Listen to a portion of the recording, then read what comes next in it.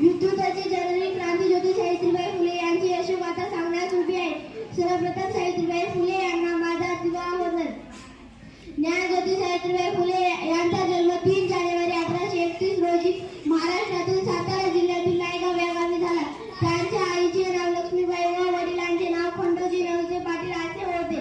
वयाच्या 9व्या वर्षी त्यांचा विवाह थोर समाज सुधारक ज्योतिबा फुले यांच्याशी झाला. किती भोगले किती सोसले तरी तिने शिकवले, किती भोगले किती सोसले तरी तिने शिकवले. स्त्री शिक्षणाच्या धडतीच्या साऱ्या लेखीने गिरवले. स्त्री शिक्षणाच्या धडतीच्या साऱ्या लेखी.